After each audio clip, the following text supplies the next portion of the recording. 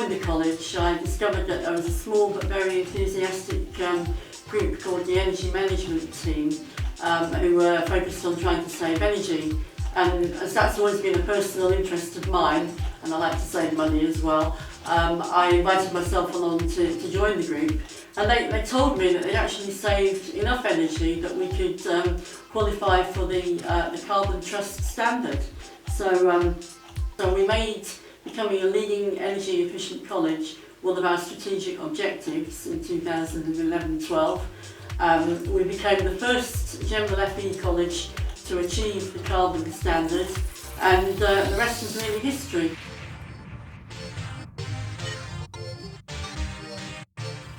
Three of our main energy reduction projects financed by Salix loans have been investments in the power perfector voltage optimiser, loft insulation and a building management system. Voltage optimiser produced a saving in electricity consumption of just over 10% per year, which equates to an annual carbon emissions saving of around 120 tonnes of CO2 and a financial saving of £28,000 at current prices. The building management system, which was financed by the Salix loan, now controls our gas heating, has enabled us to better control our heating and ensure energy is not wasted when the buildings are unoccupied. All the college pipework's been lagged, as advised by the Carbon Trust and funded by the Salix loan, which saves approximately 14 tonnes of CO2 per year and £7,000 per year by reducing heat loss from the pipes.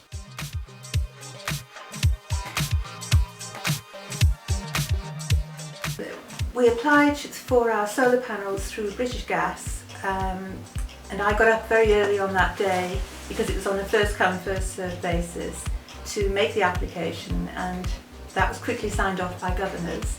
So we were lucky enough to have large solar arrays fitted on both campuses. In the first year of operation they produced 61,000 kilowatt hours of electricity and saved us £7,000.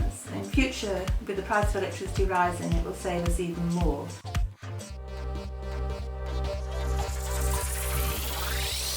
The senior leadership team at Harrow College takes sustainability, the sustainability agenda very seriously, and we've supported it over the last 2 or 3 years, and we'll continue to do so. We're very proud of the fact that we've been able to take forward a whole range of different projects across the social, economic and environmental aspects of sustainability. For example, we're really proud of the work that we do with our students, not only developing their employability skills, but also, while we're doing that, ensuring that they're working on local projects, either for the college community or for the wider community, that really helps them understand the different aspects around sustainability, not just for us as a college or for a wider audience, but for themselves as well, and their own future prospects.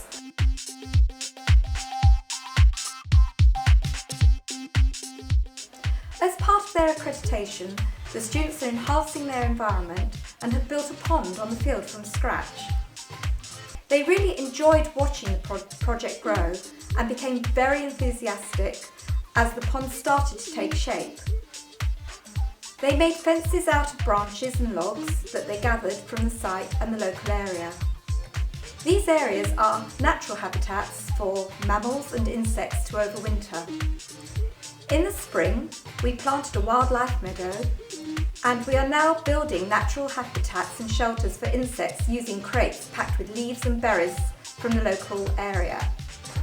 In July 2012, we won a local environmental award for our pond, and we are now in the stages of making the pond larger and stronger.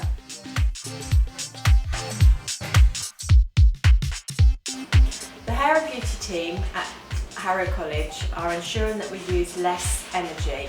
We have washing machines that are set at 40 degrees centigrade, which obviously is more energy efficient. We ensure that the loads are full, so therefore we do less loads. And also within the beauty, we have wax pots that we used to leave on a lot of time to make sure that they were heated up. We now only heat them up for 20 minutes before and then make sure that they're turned off when they're not in use.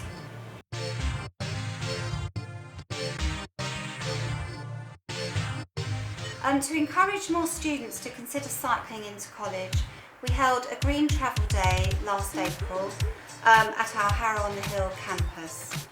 This was a fantastic interactive event. We had over 250 students attending over the 3-hour event. As part of the day, we asked students to complete a quiz because we wanted to find out how they currently travel into college. 65% of students said they use the bus, but 50% of students said that they live in the local Harrow area and have a journey of less than half an hour into college. So potentially this is a group that we could target to use their cycles, their bikes to come into college. 41% of students own a bike, so that was encouraging.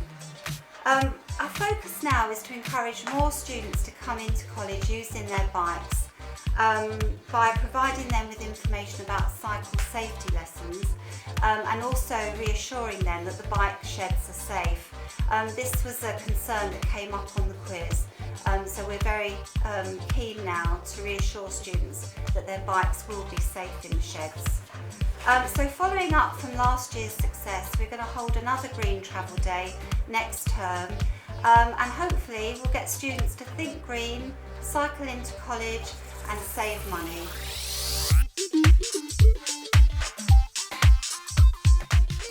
IT has had a significant role to play in reducing the college's carbon footprint and being more sustainable. On the PC side, through more efficient timetabling, we were able to reduce our PC usage from 1850 to 1550. And aside from the savings in power, it also means that we have to buy less PCs each year, and that improves our green credentials.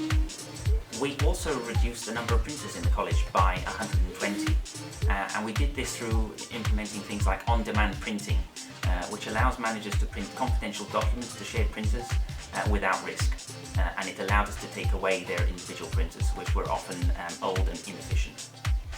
Other cost-effective measures, including setting all the printers to print double-sided by default, halving our paper usage. We also had an intranet and email campaign to make people think about what they were printing and to ask them to print less where possible.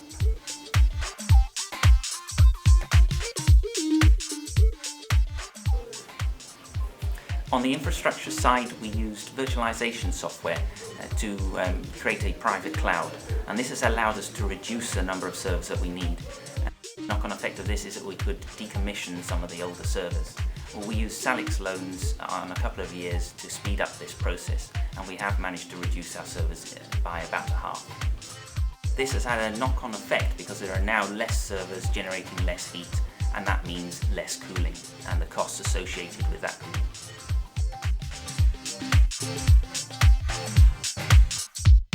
One of the major areas in terms of PCs and power usage is PCs idling. That's when they're switched on and not in use.